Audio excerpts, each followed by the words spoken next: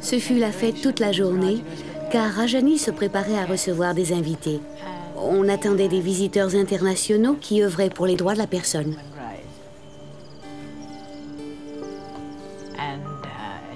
Elle avait préparé un énorme festin. Et j'étais vraiment surprise de voir autant de nourriture pour un seul repas. Et puis,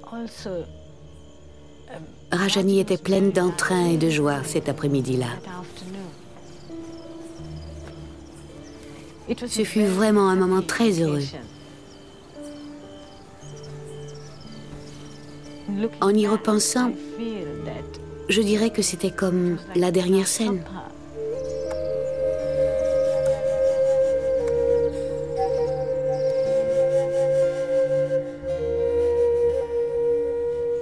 Après le repas, Rajani a dû retourner à la faculté de médecine.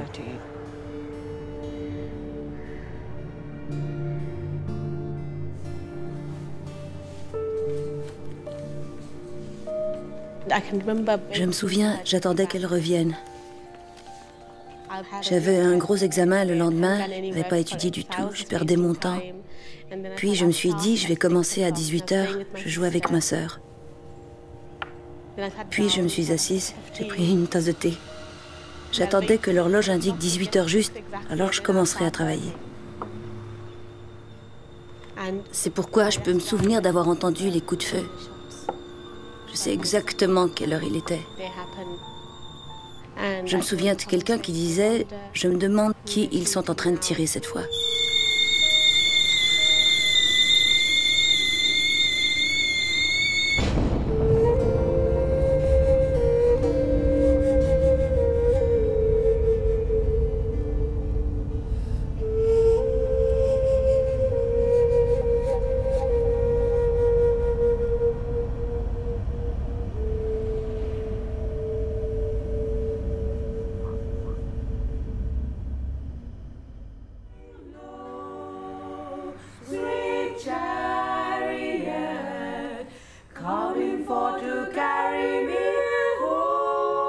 Pour la première fois depuis l'assassinat de Rajani, ses sœurs et sa fille se retrouvent au Sri Lanka. Elles se sont réunies à Colombo, loin de la maison familiale de Jaffna.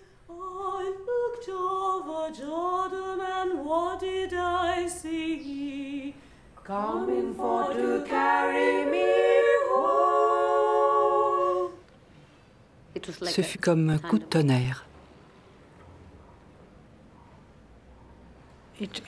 Ça devenait tellement dangereux pour nous de vivre là-bas. Et je me souviens, quand tu as voulu venir aux funérailles, maman et papa croyaient que tu étais folle, parce qu'ils étaient convaincus que si tu essayais seulement, je veux dire, si tu venais aux funérailles, même si on gardait le secret, tu te ferais tuer. Et on ne voulait pas prendre le risque. J'ai pleuré pour elle et je continue de la regretter. Le fait que je ne puisse pas retourner à Jaffna me donne l'impression... C'est comme si Rajani était encore là, à Jaffna. La vie de Rajani commence à Jaffna, avec sa sœur aînée, Nirmala. On ne peut raconter l'histoire de l'une sans raconter celle de l'autre. Vous savez, quand ma sœur fut tuée et que je pleurais sur sa mort, les toutes premières pensées qui me venaient étaient à propos de notre enfance ensemble.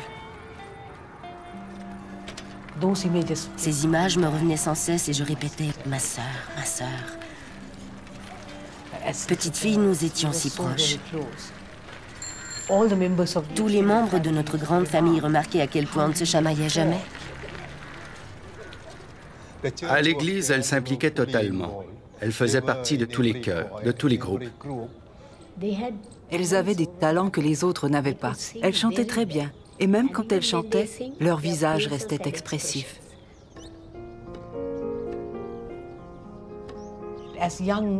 Quand nous étions jeunes, une des personnes dont nous étions très proches de cœur, c'était la dame qui venait concasser le riz. Elle racontait tous ses malheurs à ma mère, ses drames, ses épreuves. On s'assoyait et on écoutait ces histoires. C'était l'usage de ne pas servir de thé dans nos tasses à ces gens-là parce qu'ils sont d'une caste inférieure. En grandissant, on s'est mis à protester auprès de notre mère. Je me souviens encore d'une tasse qu'elle réservait à la pauvre dame. L'anse était tout ébréché. Avec le temps, on a réussi à lui en faire avoir une bien meilleure. Je crois qu'avec notre éducation bourgeoise et chrétienne, nous étions pénétrés de toutes ces notions de charité. Aime ton prochain comme toi-même. Et ensuite, ce furent les livres que nous lisions. Par exemple, Little Woman. Entre Rajani et moi, c'était à qui voulait être jour. Toutes les deux, vous savez, nous voulions démarrer un orphelinat.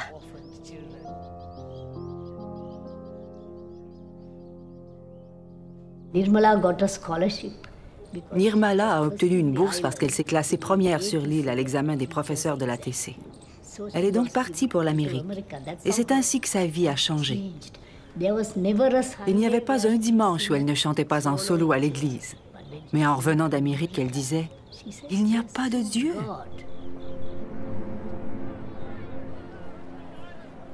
L'arrivée de Nirmala dans un collège féminin américain coïncide avec le mouvement étudiant de protestation contre la guerre du Vietnam.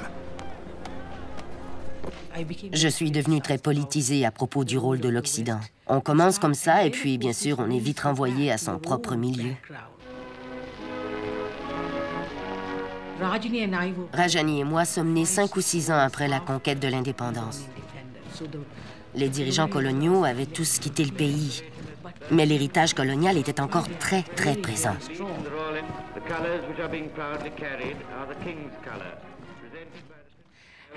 C'était tellement intégré en moi-même.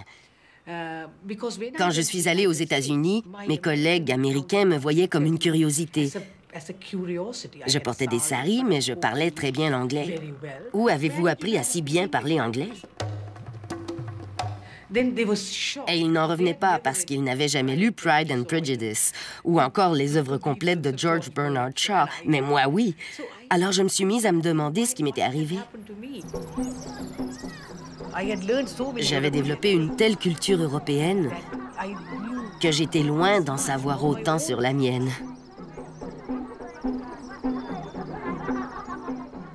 J'ai commencé à me demander pourquoi ce pays est-il si riche et le Sri Lanka si pauvre, et j'ai commencé à me percevoir moi-même comme une colonisée.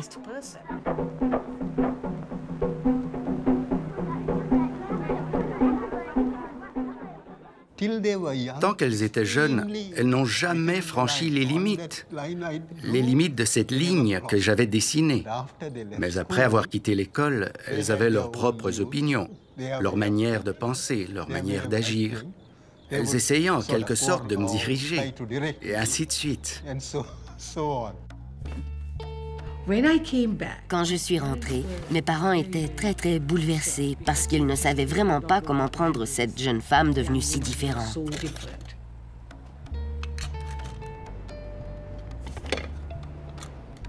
Rajani était absolument ravie, et moi aussi, car ce qui était si fascinant, c'est que j'avais opté pour la gauche en politique. J'avais lu Marx et Engels et Mao.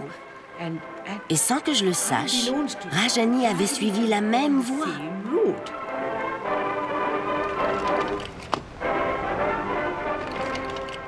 On a rarement vu un personnage comme Rajani à la faculté de médecine. Femme, tamoule et gauchiste militante. Déjà leader du mouvement chrétien étudiant, entre ses cours, Rajani exhortait les étudiants de toute confession à se battre pour une justice sociale. J'avais 23 ans, Rajani 22. Nous allions travailler pour le peuple. Je me souviens être allé visiter les terres de mon père à Jaffna. Je cherchais. Je me demandais si nous ne devrions pas y créer des coopératives agricoles. Et ma mère était contrariée par tout cela. Elle se disait, j'ai ces 2 filles en âge d'être mariées, il faut que je les marie éventuellement. Et elles refusent de bien s'habiller ou de porter des bijoux et paraître en société. Nous voulions épouser des hommes qui partageaient notre idéal politique, un révolutionnaire ou un militant de gauche. Et on en a rencontré. Nirmala épouse un intellectuel radical tamoul. Ensemble, ils enseignent la politique et rêvent de révolution. Rajani, elle, tombe amoureuse d'un militant étudiant sans le sou.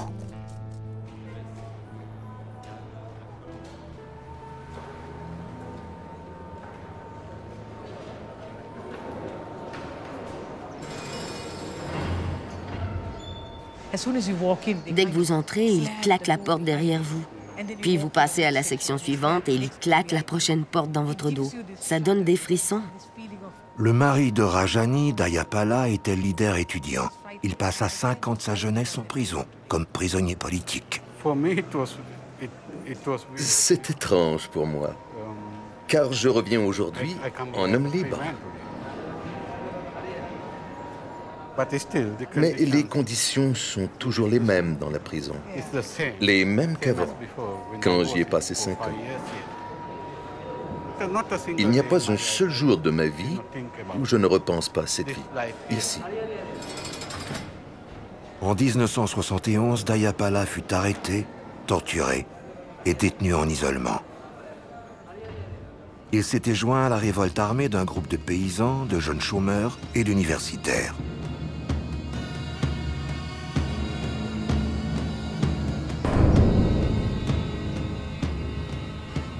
À la fin de l'insurrection antigouvernementale, 25 000 jeunes étaient morts.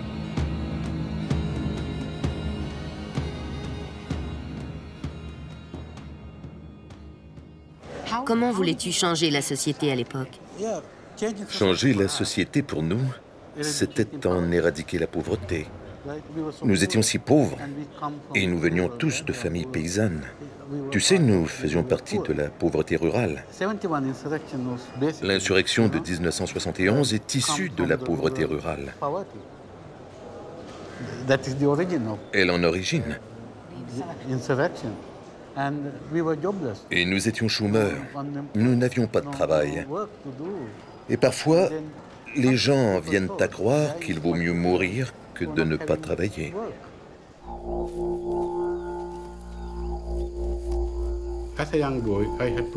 Quand j'étais petit garçon, je devais faire une vingtaine de kilomètres à pied pour aller à l'école. Je n'ai jamais possédé une paire de souliers avant d'aller à l'université. Et je me souviens d'avoir arrêté d'aller à l'école pendant 1 an, parce que je n'avais pas de chemise à me mettre sur le dos. Dans les années 60, je me souviens, j'avais 13 ans. J'ai assisté au premier congrès du Parti communiste. On commençait à parler de la Chine, de Cuba et de l'Union soviétique. Tous ces pays illustraient parfaitement bien pour nous que le peuple pouvait changer la société.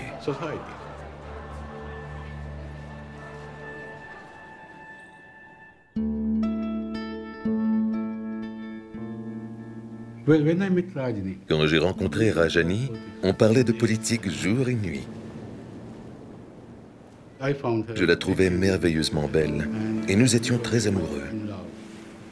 Mais je n'ai jamais voulu d'une relation permanente, d'un engagement à long terme. On évoquait tous ces révolutionnaires dont on avait entendu parler et les dirigeants du monde. Moi, je parlais aussi de Che Guevara. Comment il est un jour parti pour la Bolivie. Et je lui disais, la même chose t'arrivera à toi. Je partirai, parce qu'il y en a d'autres qui ont davantage besoin de nous que ma femme ou mes enfants. Je crois que Rajani était très idéaliste à propos de la Révolution. Je me rappelle qu'elle me disait, c'est toi, mon Che Guevara.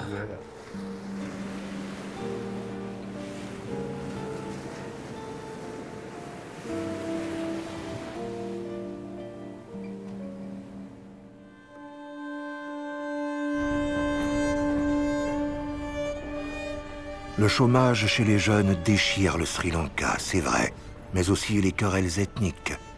Frustration et tension parmi la majorité singalaise, se dirige contre la minorité tamoule. La violence éclate dans les foules en colère.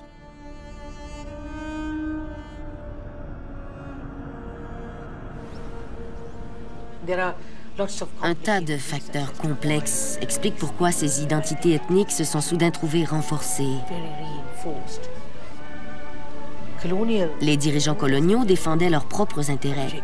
Et inévitablement, les groupes ethniques se sont dressés les uns contre les autres. Quand l'indépendance fut déclarée et que le principe d'un homme, un vote fut introduit, toutes ces antipathies collectives, qui en quelque sorte mijotaient avant, éclatèrent au grand jour et se déchaînèrent brutalement. Les Singalais disaient « Les Tamouls ont toujours été privilégiés, les Britanniques se sont très bien occupés d'eux, nous en avons souffert et il faut remettre ces Tamouls à leur place. » On leur retira le droit de parler leur langue. L'État mit sur pied un plan de colonisation via lequel, dans les régions tamoules, des terres furent retirées aux Tamouls au profit de colons singalais. Ces terres devinrent sacrées, à l'usage exclusif des bouddhistes singalais, et tous les autres n'avaient plus qu'à quitter le pays.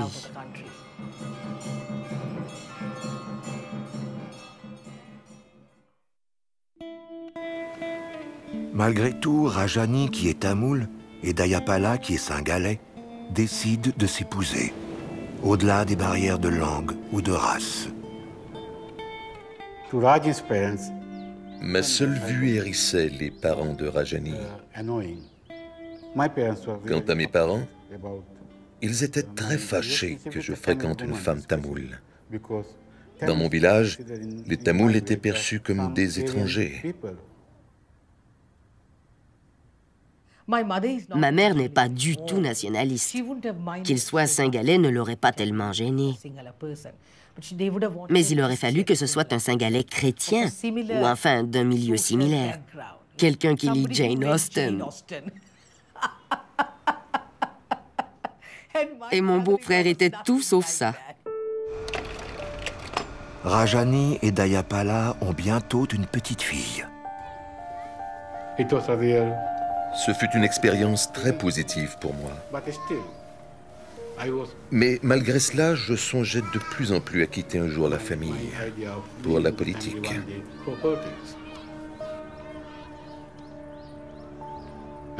Et même si j'en étais très triste, ça demeurait mon but ultime.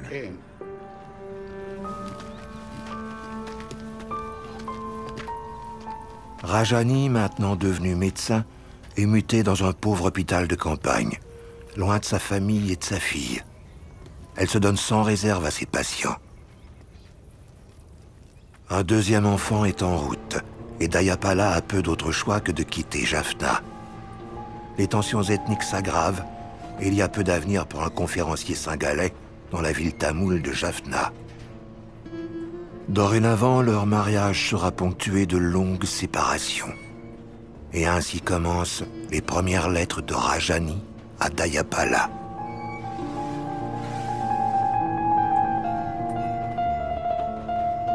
Cher Dayapala, je suis avec toi. Que le monde entier soit contre toi, je serai avec toi. Car mon amour pour toi n'en est pas un des temps heureux. Mon amour pour toi n'en est pas un qui, intellectuellement ou politiquement, se contente de dire oui, oui. C'est un choix que j'ai fait. Une relation que j'ai choisi de construire et de nourrir.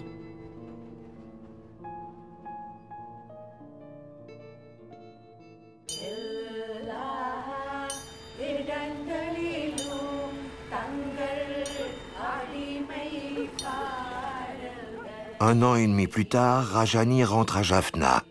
Elle enseignera l'anatomie à la faculté de médecine. Elle apprend que Nirmala entretient des liens étroits avec des groupes de libération tamouls qui se forment en secret.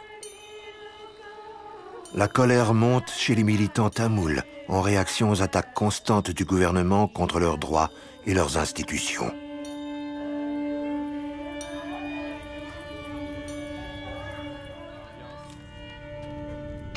Les militants tamouls commençaient à agir. De petites opérations ici et là, vous savez, un petit vol de banque ici, là, un assaut contre un poste de police. Ils étaient très isolés et fort peu nombreux à l'époque. Il y avait une sorte d'enthousiasme tacite qui bouillonnait en secret, car les gens se disaient à peu près « Oh mon Dieu, c'est nos gars qui font ça », car l'État paraissait toujours invincible. Nous parlions tout le temps de révolution armée entre nous, mais là, elle était à nos portes. Quand les Tigres de la Libération, les LTTE, sont arrivés, ils avaient un objectif très précis en tête. C'était des gens d'action. Ça m'a complètement ensorcelée. Et puis, j'étais pleine d'humilité. Je me sentais humble devant le dévouement de ces jeunes hommes. Ils étaient si sincères, si engagés. Ils n'avaient aucune culture politique. Ils n'avaient jamais lu de livres pointus sur les théories politiques. Mais leur dévouement était manifeste.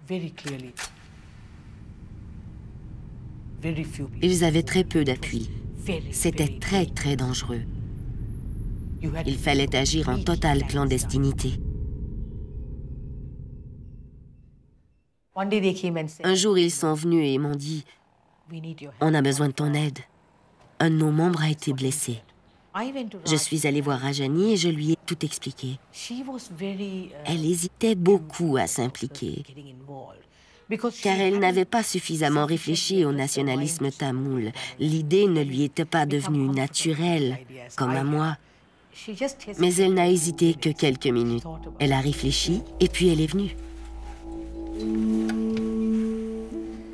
Elle est venue et elle nous a aidés. Et nous a aidés encore, et encore, et encore.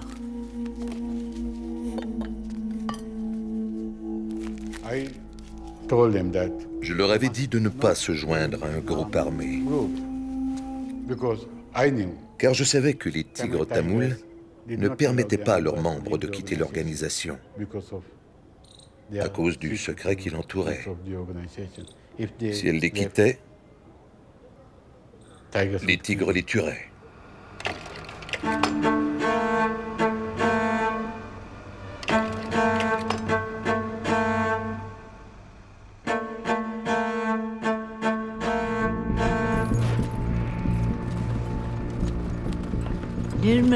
L'arrestation de Nirmala fut tout un choc.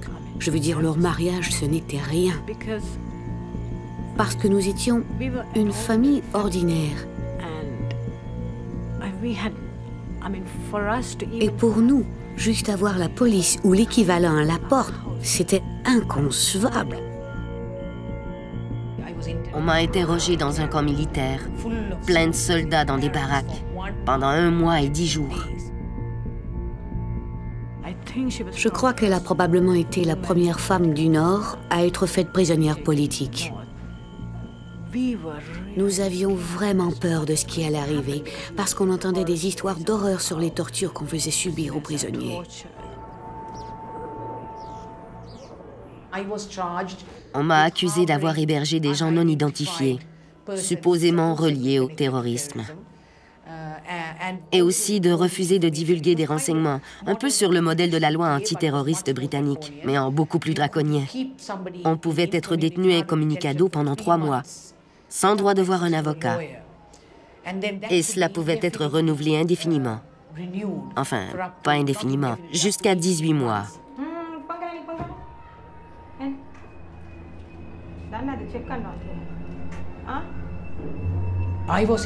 J'ai été détenue en isolement tout le temps que j'ai passé là-bas. Il y avait un garde juste pour moi, 24 heures sur 24, qui était assis à l'extérieur, jour et nuit, et qui m'accompagnait jusqu'aux toilettes.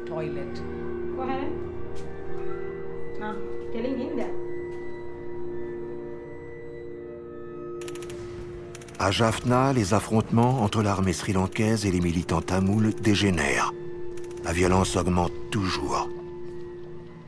En 1983, l'annonce de la mort de soldats singalais déclenche une véritable rage anti-tamoul à Colombo. Des foules de Singalais en fureur, hommes et femmes, battent, égorgent et assassinent des milliers de Tamouls innocents. Les quartiers tamouls sont mis à feu et à sac. Le gouvernement sri-lankais, coupable de collusion, ne fait rien pour arrêter cette violence.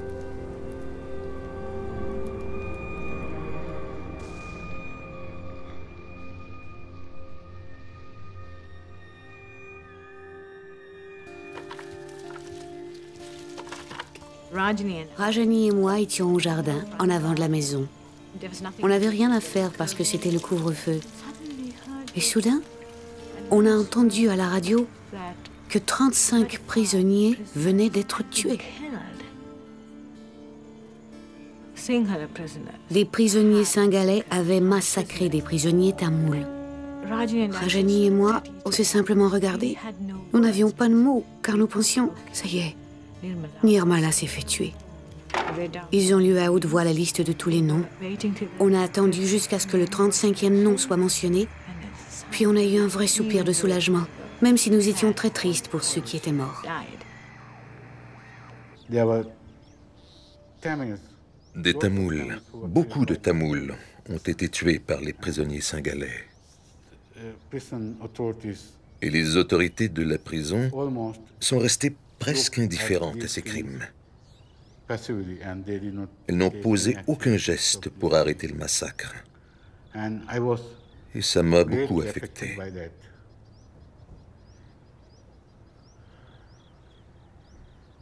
J'ai cru que Nirmala avait été tué à ce moment-là.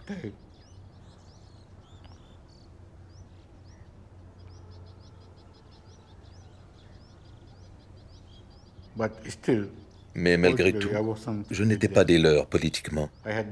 J'avais cette magnifique relation avec Nirmala et Rajani. Je ne voulais pas que ni Rajani, ni Nirmala, ni aucun membre de la famille ne souffre du seul fait qu'ils étaient tamouls. En dépit de toutes les injustices dont les Tamouls sont victimes, Dayapala ne peut appuyer les Tigres ni leur désir d'un État souverain tamoul. Pour progresser, les Tamouls et les Singalais doivent mener la révolution armée ensemble. Depuis l'arrestation de Nirmala, les forces de sécurité sri-lankaises se méfient de Rajani. Elles décident de quitter le pays pour la Grande-Bretagne grâce à une bourse du Commonwealth. Ces deux filles resteront à Jaffna dans la famille. Mais Rajani n'a pas que ses études supérieures en tête. Elle prépare une énorme campagne internationale pour la libération de sa sœur.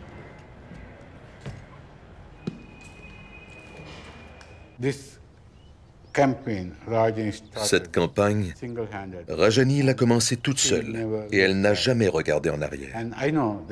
Je sais qu'elle portait un immense amour à sa sœur et que c'est cet amour qui l'inspirait quand elle s'est engagée dans cette campagne. Nirmala, une jeune révolutionnaire tamoule, une féministe militante qui s'est battue contre toutes les formes d'exploitation et d'oppression, est aujourd'hui incarcérée dans une cellule solitaire. Les murs peuvent-ils emprisonner son sens de la liberté? Peuvent-ils éteindre le feu de défi qu'elle a attisé dans l'esprit de ses frères?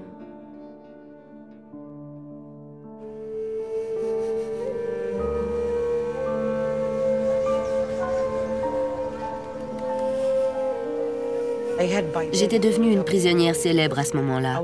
On parlait tout le temps de moi à l'extérieur de la prison. Et puis, il y avait cette campagne internationale qui battait son plein et dont Rajani était le fer de lance à partir de Londres. J'étais en prison depuis peut-être 22 mois quand j'ai reçu un message des Tigres.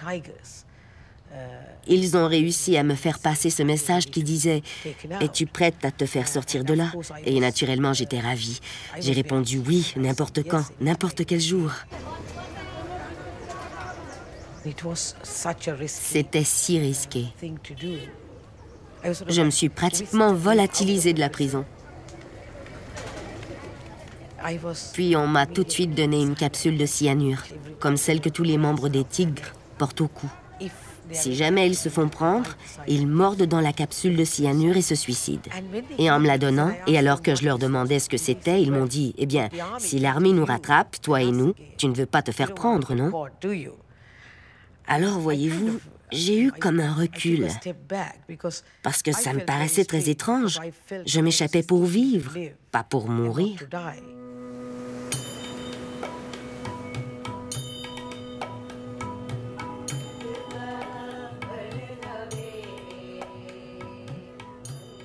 Nirmala et ses sauveteurs s'enfuient en Inde. Les chefs des tigres sont ravis.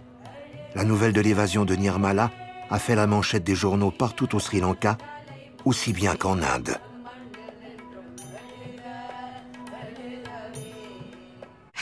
Dès que je suis arrivée à Madras, mon mari m'avait dit que ça ne se passait pas comme nous l'avions imaginé.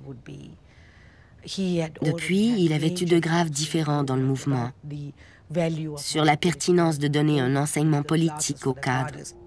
On les avait tous emmenés en Inde pour y recevoir un entraînement militaire. Mais les jeunes cadres se tenaient entre eux à distance, même s'ils allaient partir pour le front le lendemain et y mourir. Ce sur quoi mon mari et quelques autres insistaient, c'était qu'il fallait donner à ces cadres une forme d'éducation politique quelconque, sur la raison pour laquelle ils étaient impliqués dans le combat. Mais le chef des tigres s'y opposait totalement. Je croyais que nous ne pouvions remettre en question aucun leadership militaire. On ne savait pas bien ce qu'on devait dire aux gens parce qu'on ne savait pas en qui on pouvait avoir confiance.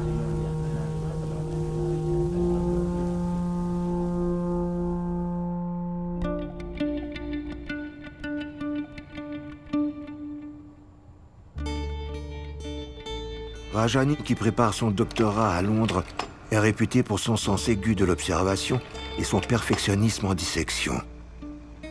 À ses yeux, l'étude des veines et des membres chez les humains et les primates procure un savoir incontestable.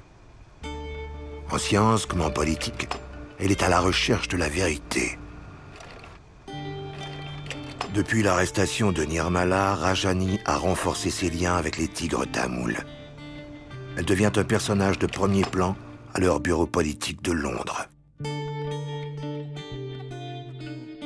Rajani, issue d'un milieu bourgeois et qui appuie les tigres.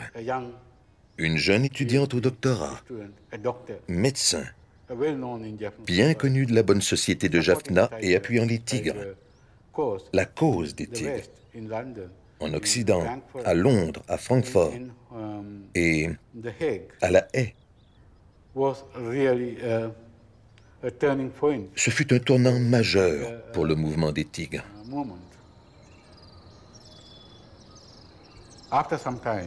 Au bout d'un certain temps, elle avait fini par se joindre aux tigres. Rajani disait qu'elle ne retournerait pas légalement au Sri Lanka, mais qu'elle viendrait à Jaffna via l'Inde. Et qu'elle se battrait avec d'autres femmes tigres contre les forces de sécurité sri-lankaises. Et elle pensait qu'elle ne reverrait jamais ses enfants. Chère mère, cher père, ce serait insensé de se disputer. Mais l'histoire de notre peuple a changé des personnes comme moi. Si je n'ai jamais comblé vos espoirs et ne suis jamais devenue une bonne enfant bourgeoise, pardonnez-moi, je vous en prie. Je suis tout aussi inquiète et plus encore consciente de mes responsabilités envers mes très chers enfants. Mais toujours, je garde une confiance absolue en la vérité et la justice.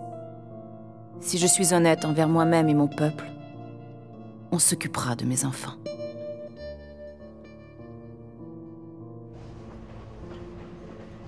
En 1984, je suis allé la voir à Londres. Ce n'était plus celle que j'avais connue. Rajani avait complètement changé.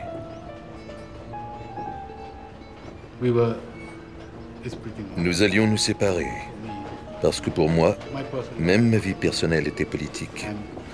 Et je ne pouvais toucher à aucune femme qui était en désaccord politique avec moi. Rajani croyait que les tigres étaient les seuls capables de libérer la nation tamoule.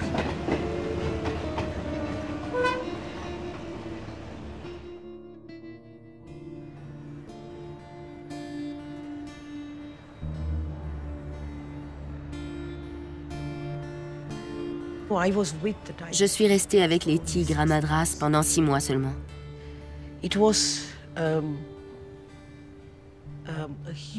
Ce fut une expérience terriblement traumatisante pour moi.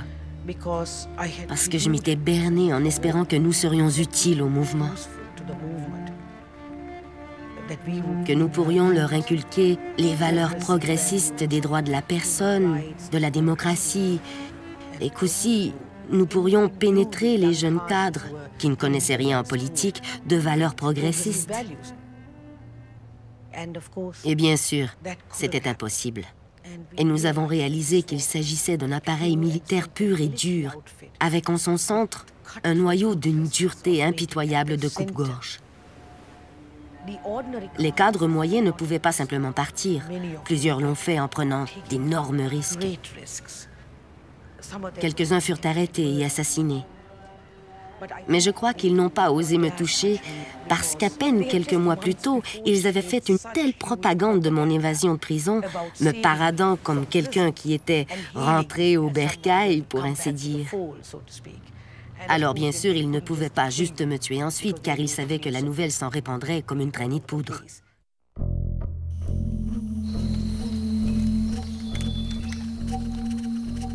Tandis que Nirmala est en Inde et Rajani à Londres, le Jaffna qu'elles avaient connu et aimé se transforme.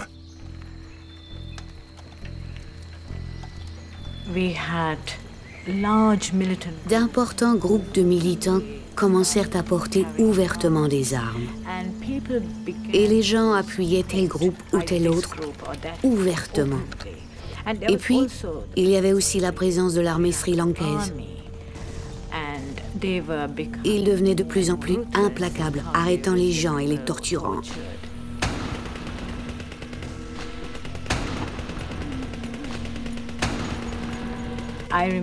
Je me souviens qu'à l'école, des classes entières d'étudiants se mirent à disparaître subitement, en un seul jour, parce qu'ils s'étaient joints à tel groupe ou tel autre.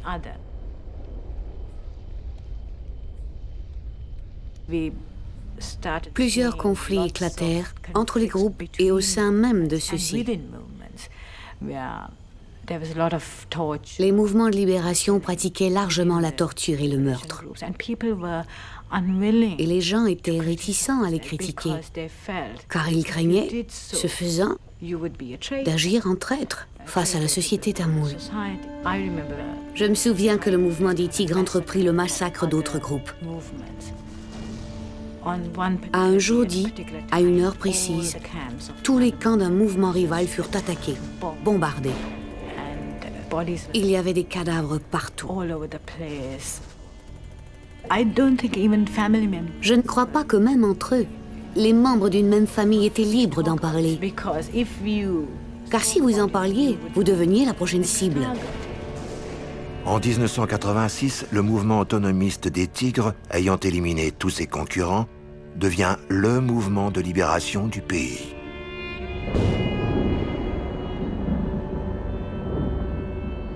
Rajani commença à avoir des ennuis avec les Tigres. Parmi les jeunes hommes qui avaient fui le mouvement, 2 ou 3 se rendirent outre-mer et elle les a rencontrés. Nous lui avons parlé aussi quand nous avons quitté le pays. Au départ, elle était stupéfaite. Elle ne pouvait pas en croire ses oreilles. Mais peu après, quand elle l'entendit de la bouche même de ces jeunes hommes, elle réalisa que les choses tournaient sérieusement mal.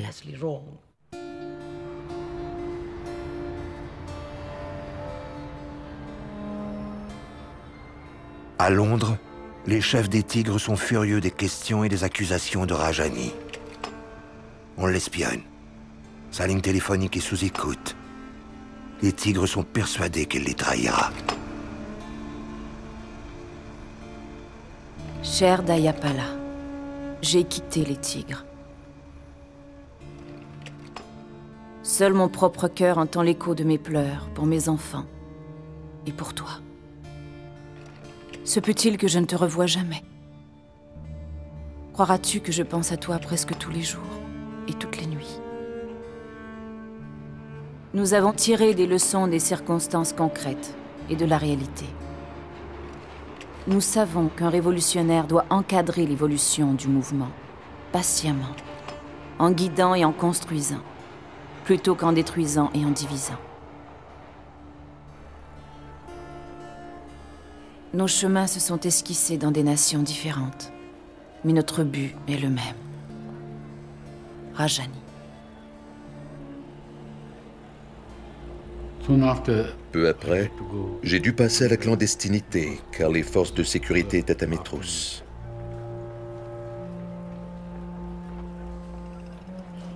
En 1985, le gouvernement sri-lankais voit en Dayapala une menace sérieuse. Ses efforts pour réunir Singalais et Tamouls dans une résistance commune au gouvernement ne sont pas passés inaperçus. J'ai décidé d'envoyer mes enfants à Londres, auprès de Rajani. Elle m'a écrit que son lien aux enfants était encore très fort.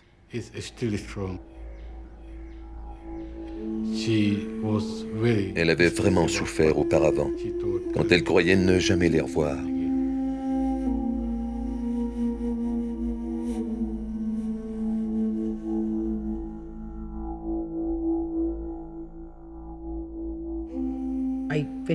Je suis allée au Royaume-Uni parce que Rajani y était. J'étais heureuse de la revoir, mais nous étions toutes les deux si démontées, si défaites. On avait parcouru le même chemin, toutes les deux, et nous avions été trahis par le mouvement auquel on avait voué nos vies. Même si Rajani a rompu avec les tigres, cela ne la dissuade pas de jouer un rôle dans la vie de son peuple. Le lendemain du jour où elle défend sa thèse de doctorat à Londres, elle prend l'avion pour le Sri Lanka. C'est une époque où la plupart des professionnels tamouls fuient leur pays en flammes.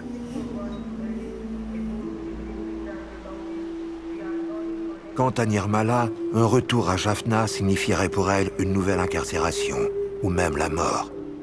Récemment divorcée, elle reste à Londres, en exil. Je l'ai même suppliée de me laisser les enfants. Elle m'a dit non, non, car ma situation était précaire au Royaume-Uni. Je ne m'étais pas établie encore, alors elle a dit non.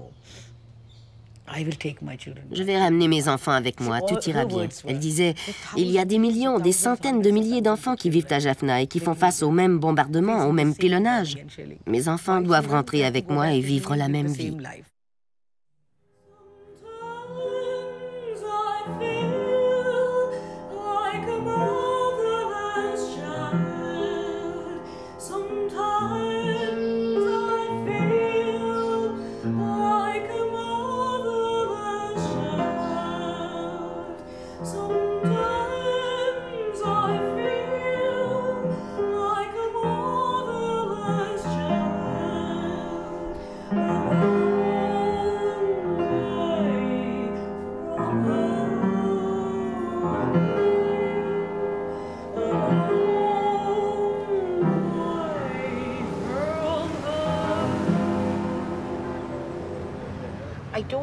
Je ne crois pas qu'elle aurait été satisfaite si, comme on le lui conseillait, elle avait quitté Jaffna pour Colombo, ou si elle était partie à l'étranger, elle n'aurait pas été satisfaite de cette vie-là. C'est vrai, elle n'a jamais voulu partir à l'étranger. C'est pour cela qu'elle est revenue à Jaffna, travailler pour son peuple. C'est ainsi qu'elle les appelait. Son peuple, toujours. Elle utilisait cette expression, mon peuple. Alors elle est revenue à Jaffna pour servir la communauté. Et elle le fit très bien. Tu sais, nos vies avaient été plutôt amères en exil, parce que nous étions incapables de participer pleinement à la vie politique de notre pays. D'une certaine manière, c'est ce droit démocratique manifeste qui nous avait été refusé. Après la mort de Rajani, on en a tous pris conscience. Mais en un sens, nos vies ont été plutôt amères et malheureuses, parce qu'on ne choisit jamais de vivre en exil. Je ne crois pas que Rajani aurait été capable de le supporter du tout. Rajani voulait retourner à l'université pour y enseigner. Elle disait, il faut développer le département d'anatomie, et c'est à moi de le faire.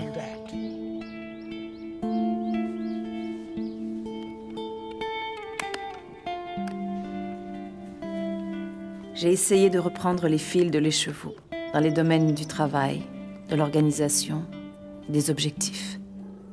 Je réprimandais tout le monde, littéralement. Quelques-uns des vieux travailleurs disaient « Enfin, notre mère est revenue ». Ils sont comme des enfants. Peut-être se sentent-ils soulagés qu'une personne ayant le sens du devoir et une grosse voix, une maman sévère, soit revenue rétablir l'ordre.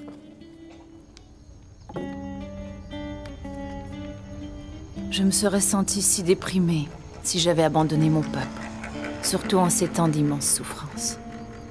Si j'avais trahi l'esprit de ce que je suis, l'esprit de mon peuple, les millions d'opprimés. Ça peut paraître grandiloquent, mais c'est ainsi. J'aurais eu l'impression de choisir le confort et l'amour, l'épanouissement de mes propres désirs, plutôt que leur souffrance. Des forces de sécurité à la gâchette facile, un État qui agit en escadron de la mort, des bandes nationalistes néo-fascistes. On est assis sur un volcan actif. On s'assoyait et on écoutait, et chaque moment devenait une éternité. On écoutait ces avions, on écoutait intensément et on les voyait dans nos têtes qui décrivaient des cercles au-dessus de nous et plongeaient ensuite, et on les entendait plonger sur nous et les bombes tombaient. Et on écoutait tomber les bombes. Ça tombera peut-être sur nous, ça tombera peut-être sur quelqu'un d'autre. Et puis on restait là à fixer le vide. Les murs du bunker étaient en terre et on restait là à fixer le vide. Dans un des coins du bunker, il y avait une crevasse et à un moment, j'ai levé la tête et j'ai vu l'avion précisément à travers cette petite crevasse. Vous savez, juste une petite crevasse de ciel.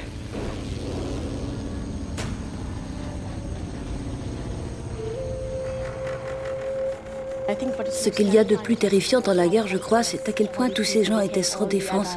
Tous les adultes, la communauté entière que vous regardiez, enfants, avec admiration et respect, parce qu'ils sont normaux et sûrs, ce sont eux qui vous protègent. Ils avaient simplement si peur, ils étaient si impuissants, ils ne pouvaient rien faire pour arrêter les bombes, ils ne pouvaient rien faire pour nous protéger. Chaque fois que je regardais ma mère, je voyais une femme pleine de confiance en elle, très sûre d'elle, très déterminée et résolue. Elle avait du boulot à faire. Quand vous avez été élevé comme ça, vous réalisez que même dans de pareilles circonstances, même quand de si terribles choses vous arrivent, vous ne pouvez pas laisser tomber. Vous pouvez conserver votre force intime. La mort semblait si normale. Les gens mouraient sans cesse. Je ne croyais pas qu'elle mourrait. Je ne croyais pas que ça pouvait lui arriver à elle.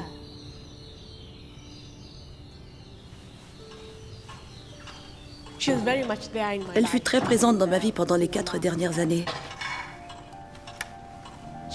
Elle aimait qu'il y ait de l'ordre à la maison.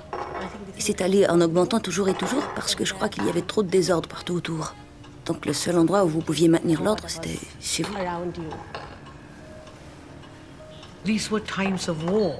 C'était un temps de guerre et les femmes étaient les plus braves dans toute la société. Car les hommes étaient partis à la guerre ou partis à l'étranger ou ils étaient morts à la guerre. C'était les femmes qui faisaient fonctionner les maisons. Elles maintenaient la société civile en marche. Et elle était une de ces femmes.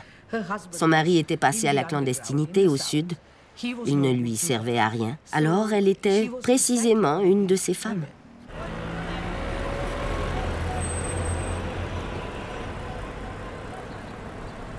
Dayapala est maintenant passé à la clandestinité depuis 2 ans, consacrant tous ses efforts à la mise sur pied d'un mouvement politique alternatif.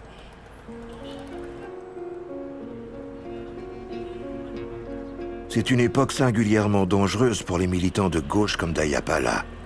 Des milliers d'entre eux disparaissent ou sont assassinés par des groupes ultranationalistes ou par les escadrons de la mort du gouvernement.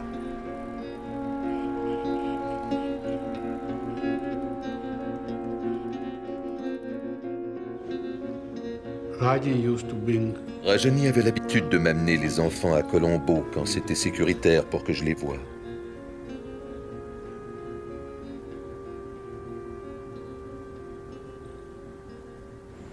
C'était une grande joie de voir les enfants. Et en même temps, c'était très... Je savais que j'allais mourir et les laisser derrière.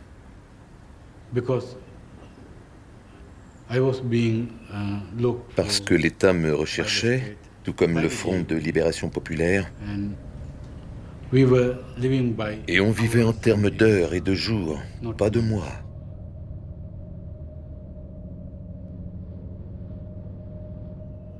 Je me souviens quand nous sommes revenus d'Angleterre, quand nous sommes allés le voir et il était là. Je l'ai reconnu tout de suite malgré la moustache. J'ai couru vers lui, il m'a soulevé de terre. Il était très heureux que même à l'âge de 6 ans, après avoir été éloigné de lui depuis que j'avais 1 an et demi, je me souvienne encore de lui. Et quand parfois on allait à Colombo, on restait avec lui là où il vivait en clandestinité. On restait quelques jours et on dormait par terre avec lui, je le cajolais, mais... Malgré tout, c'était très difficile aussi quand on y allait, car il était toujours clandestin et on ne pouvait jamais quitter la maison. On était vraiment terrifiés. En fait, je me souviens d'une fois où nous marchions avec lui. J'étais très jeune alors. On se baladait et il y avait ce policier de l'autre côté de la route. Et nous avions tellement peur parce que même à cette époque, on savait ce que ça pouvait impliquer si le policier le reconnaissait.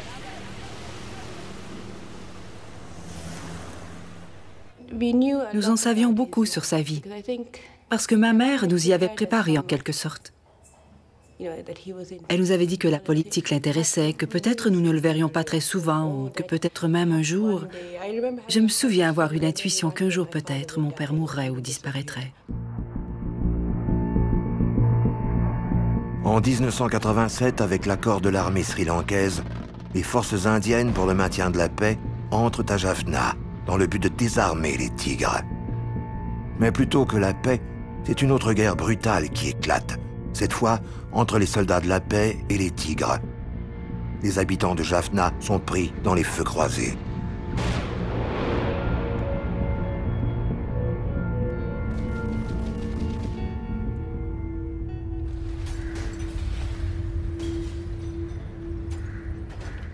L'armée indienne endommage sérieusement l'université en tentant de déraciner les tigres.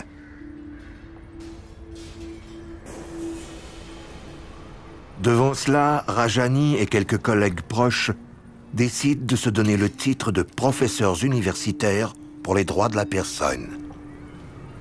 La faculté des sciences est gravement endommagée par les tirs des canons et les obus. Nous n'avons ni eau, ni électricité. En ce moment, moi et quelques autres nous battons, et c'est très frustrant, pour recommencer à enseigner. Notre monde est tellement sans dessus-dessous qu'on ne sait par où commencer pour se réorganiser. Il nous faut énormément d'énergie pour recommencer, perdre, recommencer, perdre, recommencer, perdre.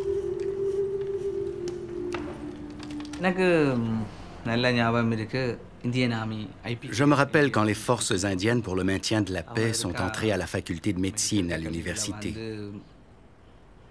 Ils procédaient à une fouille. Il n'y avait personne d'autorité pour s'opposer à eux. Seulement Rajani. Elle a eu l'audace de leur faire face. Elle leur a dit qu'ils étaient entrés dans un siège du savoir. L'armée, leur a-t-elle dit, n'a aucun droit d'être ici. Elle a vigoureusement disputé avec eux et les a arrêtés.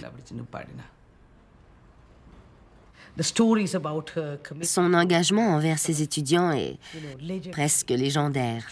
Certains d'entre eux en parlent encore. Pour elle, tous ses étudiants étaient sur le même pied.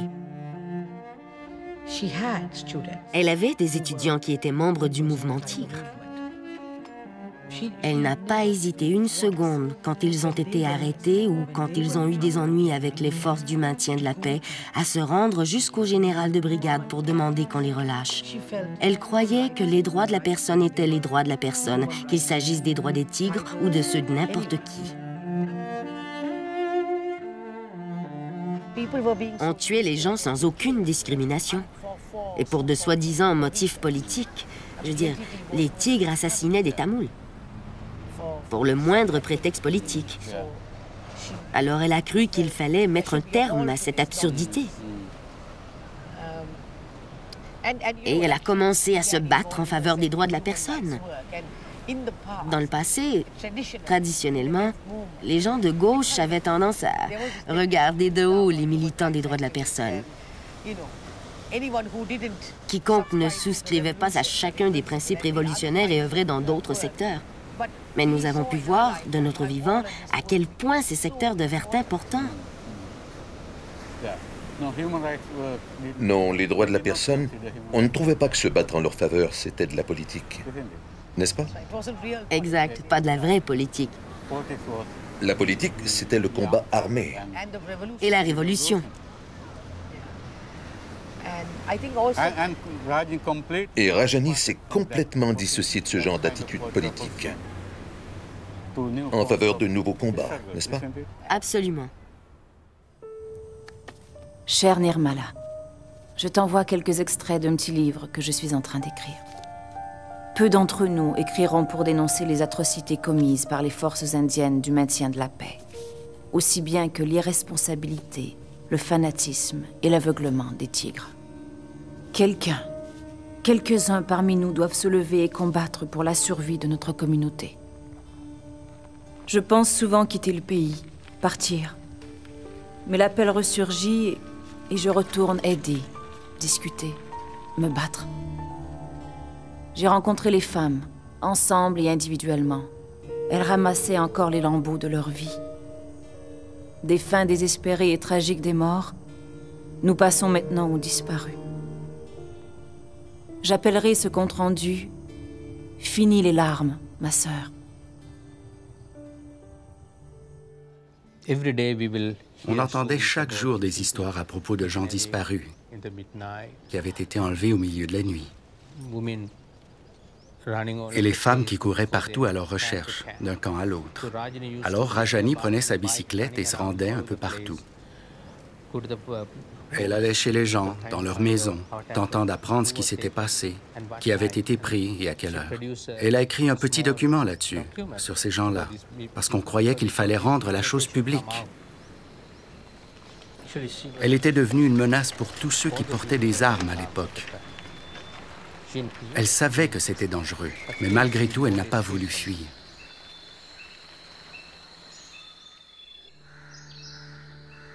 À une certaine époque, il y avait jusqu'à 30 ou 40 000 personnes au temple, sous la pluie battante de la mousson, sans toit sur leur tête. Aucun hôpital ne fonctionnait sur la péninsule. Pas de médicaments. Les enfants mouraient de la diarrhée. Personne ne se soucie du peuple. Ni le gouvernement sri-lankais, ni l'armée indienne, ni même les tigres ou quelque autre mouvement. Quel étrange revirement. Que les soi-disant leaders du peuple souhaitent le laisser mourir sans défense. Les tigres se sont invariablement servis des camps de réfugiés pour monter leurs attaques. Puis ils se retiraient, même au prix énorme que cela représentait pour ceux qui s'y étaient rassemblés. Ils ont atteint le comble de la cruauté, en annonçant aux gens qu'un autre demi-millier ou millier d'entre eux devaient mourir pour leur image internationale.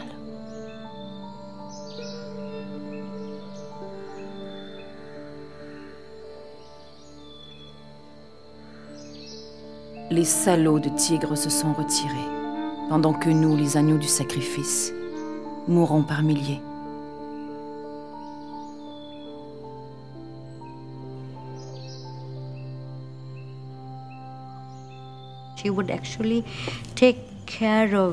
Elle s'occupait des gens, vous savez, des gens très humbles. Elle se souciait d'eux et puis elle rapportait avec elle à la maison leurs drames et leurs angoisses et leurs préoccupations et elle se demandait souvent « Qu'est-ce que je vais faire? Comment vais-je m'occuper de cela? Peux-tu faire ceci ou cela? Peux-tu aller les visiter ?» Et c'est de cela même, de ces préoccupations pour le plus grand nombre, que le collectif des femmes est issu. Je ne prétends pas que Rajani ait été la seule à le faire. Il y avait d'autres femmes. Ensemble, elles ont mis sur pied la maison Purani pour les femmes. Un refuge pour femmes démunies.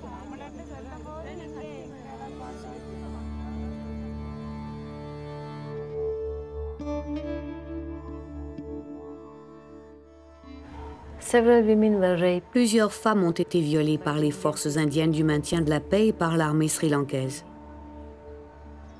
Personne ne se souciait vraiment de faire quelque chose pour ces femmes. Mais Rajani, très courageusement, leur a enseigné la voie pour devenir des femmes fortes. Purani signifie intégrité ou femme à part entière. Elle est intégralement femme, elle est forte et puissante, rien ne lui manque. Tandis que dans la société en général, il lui manque l'essentiel. Elle n'est plus vierge. Si vous avez été violée, on s'attend à ce que vous rejoigniez un mouvement de libération et que vous combattiez.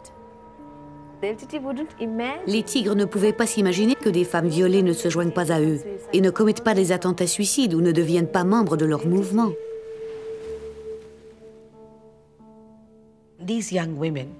On a manipulé ces jeunes femmes en leur faisant croire qu'elles devaient embrasser la mort, qu'elles devaient épouser la mort au nom de leur allégeance. En fait, elles n'étaient que de la chair à canon pour la machine de guerre.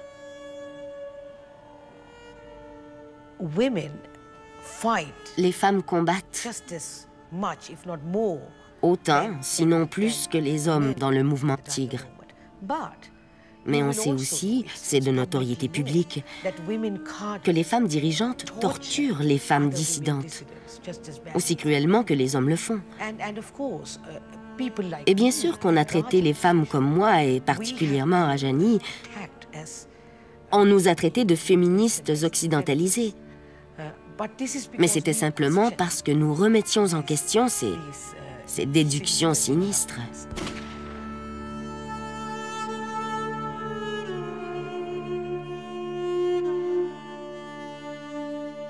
Rajani et moi étions alors tombés en désaccord sur le plan politique. Rajani croyait que le combat armé menait ultimement au viol des droits des humains.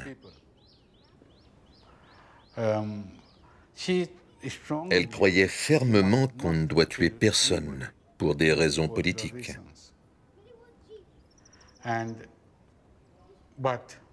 Mais je pensais différemment et elle me contestait. Elle s'est opposée à mes positions politiques et elle s'est opposée à l'oppression politique des femmes dans mon organisation.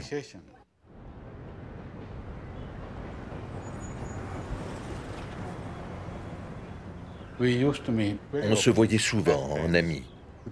Nous parlions de nos jours heureux. Mais nos désaccords continuaient. J'ai cru comprendre qu'elle entretenait une relation intime ailleurs et croyait pouvoir aimer deux personnes, deux hommes. Mais je n'étais pas préparé à cela. Et Rajani, dans sa perspective politique, était devenue féministe à ce moment-là.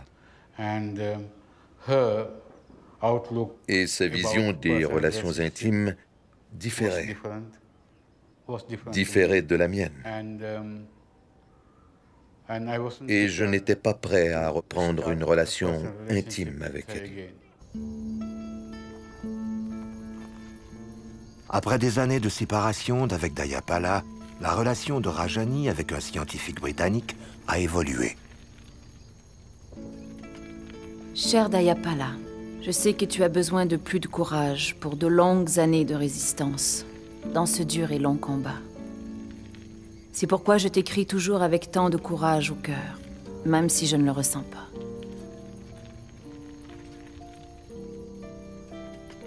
Tiens bon pour moi, comme dans chacune de ces années de nos vies ensemble. Les 10 années orageuses, paisibles, tourmentées et passionnées où nous étions ensemble.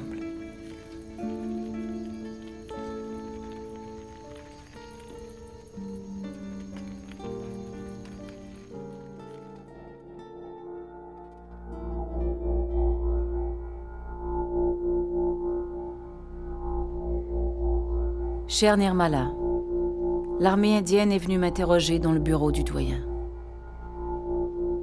Ils ont dit qu'ils venaient converser avec une intellectuelle, que j'avais été extrêmement hostile envers eux.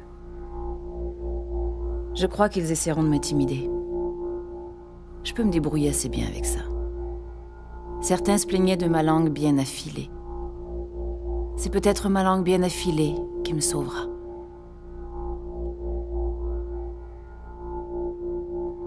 C'était un temps très difficile pour quiconque essayait d'agir. Et au milieu de tout cela, quelques-unes des femmes du cercle d'études féminins voulaient monter une pièce sur le viol. J'ai commencé à parler aux gens, particulièrement à Rajani, et vous ne l'avez pas connue, mais elle a cette façon très colorée de raconter l'histoire des autres femmes. Elle rapporta 2 histoires de viol assez différentes. Et elle joua l'une des victimes traumatisées. Nous ne savions pas jusqu'où nous pouvions aller en abordant ce genre de choses. Et quand la pièce fut écrite et que je l'ai montrée aux femmes, enfin, on a présenté une des répétitions au cercle d'études féminins et elles ont dit non, on ne peut pas montrer ces scènes exagérément explicites sur la violence sexuelle, ni critiquer ouvertement les militants. Rajani était très fâchée. Elle a répondu « Non, je crois qu'on peut dire tout cela. Je vous le demande, pourriez-vous écrire décemment quand les gens meurent par milliers? Quand vous les retrouvez morts partout en ville, à Kokuville, Razaviti, Urumpirai, comme des mouches, ici et là-bas, le long des routes, abandonnés aux charognards dans les corridors des hôpitaux, aux éléments, aux chiens, aux oiseaux. Quand vous devez aller identifier les morts et enterrer vos voisins dans leur propre jardin, quand les gens, des milliers et des milliers de gens, toujours plus de 10 000, sont rassemblés en troupeaux dans les temples, les églises, les écoles, pendant presque un mois. Peu après, on l'a joué devant les professeurs universitaires pour les droits de la personne. Ne devenir qu'un grand dépotoir de merde. Au nombre des interprètes, Rajani est morte. Et puis, un an plus tard, 2 des femmes qui avaient joué dans la pièce sont mortes, elles aussi.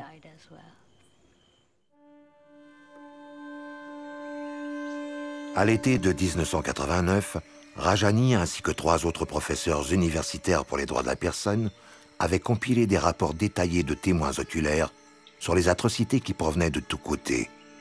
Ils ont intitulé leur manuscrit « Le palmier brisé ». Qu'est-il arrivé de ce pays? Les rivières de sang cesseront-elles de couler? Vivrons-nous jamais ailleurs que dans l'ombre longue des fusils? La vie mérite tellement mieux que d'être soufflée comme la vulgaire flamme d'une chandelle.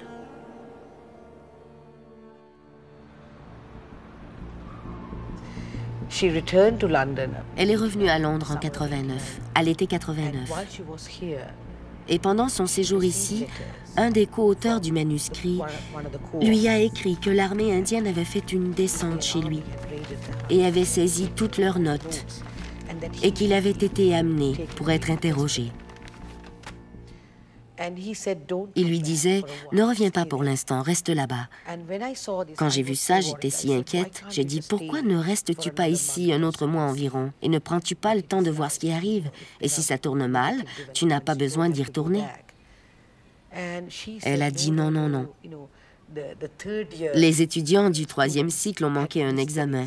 Et les pauvres petits, tu sais, si je n'y retourne pas, ils vont rater une autre année.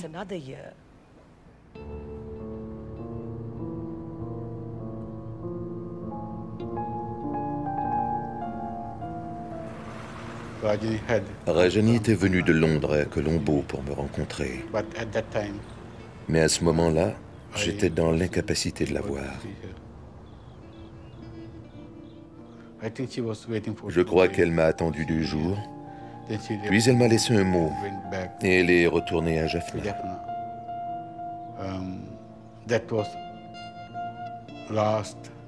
C'est le dernier mot que j'ai eu d'elle. À lui, qui traverse le paradoxe de la tendresse profonde et de l'amour, allié au combat du révolutionnaire. Un révolutionnaire n'a pas d'intérêt personnel, pas de cause personnelle, pas d'habitude, pas de possession. il n'a même pas de nom. Si, dans cette ère de cataclysme et de terreur extrême, quand nul ne détient ou ne perd la victoire, si une femme ne peut lui offrir que sa vénération, à lui, qui porte le feu dans son cœur et une détermination brûlante dans son esprit, qu'il n'en soit qu'ainsi.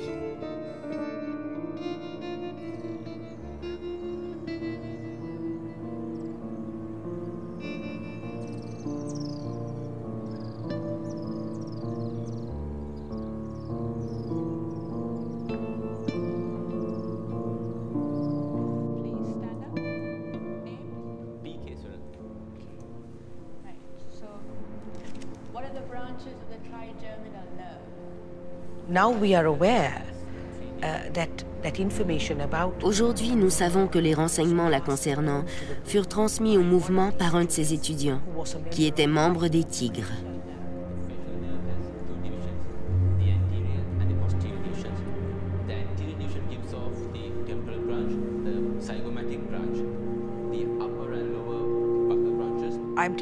Je vous le dis, ce sont des gens du LTT eux-mêmes qui m'ont confirmé, en privé, qu'ils avaient assassiné ma sœur, parce qu'elle était devenue une trop grosse pointure, et elle se mêlait de ce qui ne la regardait pas.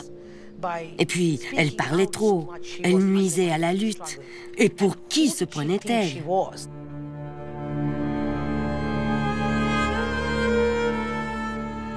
Un jour, un fusil me fera taire.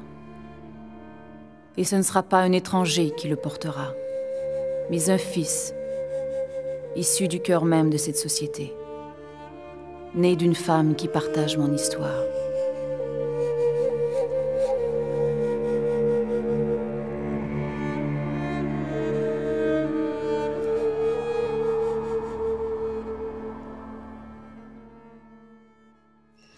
Je voulais simplement partir.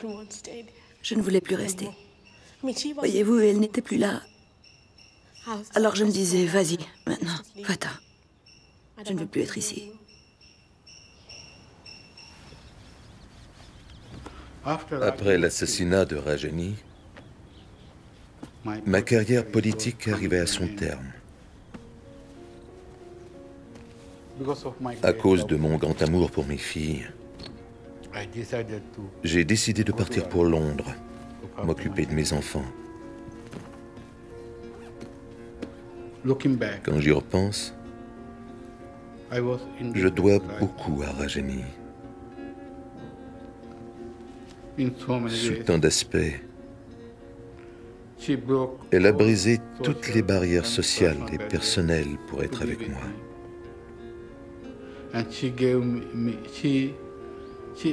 Et elle m'a donné...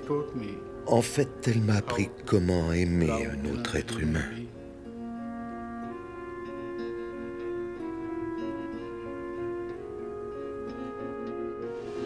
Je ne peux pas m'empêcher de me sentir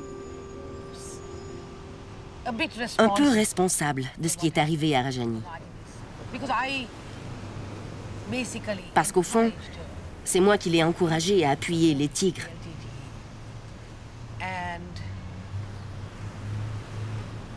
Et pour elle, je crois qu'après que j'ai été mise en prison, ma libération devint son objectif.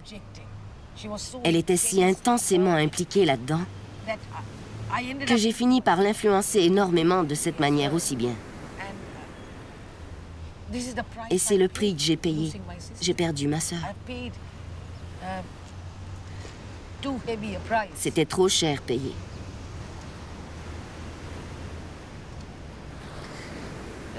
Elle n'était pas que ma sœur.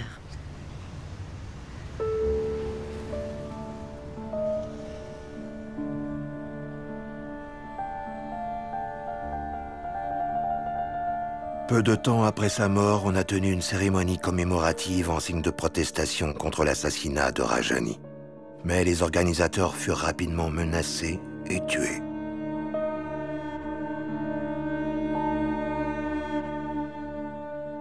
Et depuis, plus aucune protestation politique indépendante n'eut lieu dans les régions tamoules du Nord. Forcés à la clandestinité, les professeurs universitaires pour les droits de la personne continuent leur courageuse dénonciation.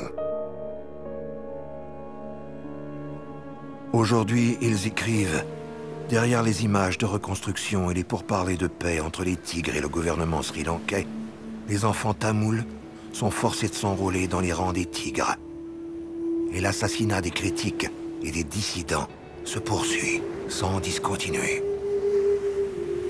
Mais il y aura toujours ceux qui, comme Rajani, crieront haut et fort contre la violence et l'injustice. »